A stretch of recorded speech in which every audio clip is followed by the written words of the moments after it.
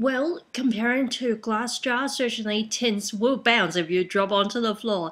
Well, the other thing is also that it is, easily recyclable or reusable as well. Now, tea tins, there are some different designs, and we primarily stock the square one, the silver one, and we can source the others, but we have found overall that is the most popular design.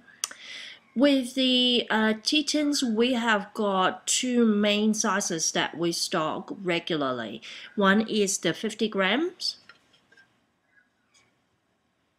and the other one is the 200 grams. Now, the grams that I just mentioned are very, very broad guideline because it really depends on, firstly, whether you're going to put your tea in a bag first and then put it in a tin. That's the tidier way to go, and that's how we typically pack them. But it means that you're going to lose some space inside a tin. Secondly is what tea you are actually putting in. When we say 50 grams, we're actually talking about a very, very broad guideline of black tea that you can fit 50 grams. If you're fitting chamomile, for example, it needs a lot of room, and for the 200-gram tin, say for example, you will only fit about 100 grams of chamomile in it. And again, it depends on whether you're putting it in a bag as well, and whether your bag is really stiff, like the foil bags, or whether it's a very soft plastic bag. So all of that does contribute to actually how much you can put in. Now, the other thing is that some people actually say, look, tins are great. We are selling the tea with the tins, or you are serving tea, and so you want to have maybe in a cafe, so you want to have some tea in a tin. The other thing that people do ask about is how to present a tea, because you really don't want to actually give this to your customer to smell each time if that's your stock. So what we suggest is a jar, a smelling jar. Now this jar we do sell is the clear plastic jar that we call 20 grams. Again, that's a rough guideline. And basically you just have a little bit of tea in it, that people can shake and smell and play with it, whatever they want to do. But this is the play jar. It doesn't spoil your stock. You never know who's going to have dirty fingers and, give it a good stir or whatever. So this is a good way to actually give them, a way to explore the tea, especially if you have many kinds. This is really good.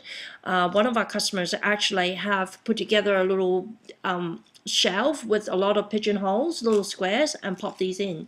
And you've noticed that I've actually got a label on the back, so that's actually how we present ours, but of course you can put it on the front. It's totally up to you. Some of the glass jars, some of the plastic jars, they do actually have a problem with some of the essence that we use, like the lemon and the Earl Grey. They're a little bit more acidic, and some jars after a while will go yellow. We used to have that kind of plastic, but this one is not. This one, we have been using it for a really long time, and it's still nice and clear. So that's a good idea to actually implement, so that people can actually explore your tea.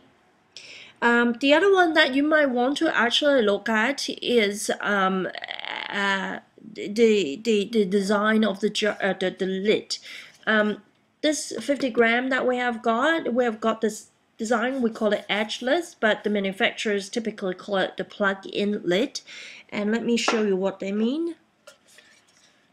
So firstly, it's flushed, so it's nice and smooth. You can put a label on easily without any bumps. And then you have got this kind of lid that pops in. It gives it a pretty good seal, and it's not too difficult to open. Versus the typical design that you normally find is this kind of thing that has got a ridge to it. And if you're going to put a label on it, from passing this ridge, obviously it's not going to look that great. But there is a good reason to do that, and that is creating that as like a secure seal. So if you're actually selling this tin of tea and you put the label past this ridge, then it's actually helping people not to just open it and just play with it. So here you go, the opening is like that. These yeah, the closure is not as secure as the plug-in lids, but they're typically quite good as well. So there you have it, a little bit about the tins. Again, we have got the 20-gram plastic jar, good for smelling tea, sampling tea. The 50-gram edgeless square tins, and the 200-gram square tin. That's great for storing your tea. And if you are buying bulk, then we do suggest you to actually store some of it in a tin and the rest of it just leave it in a bag and just top it up when you need to. So I hope this is useful for you. Any question, feel free to use our contact us form and drop us a line at teas.com.au.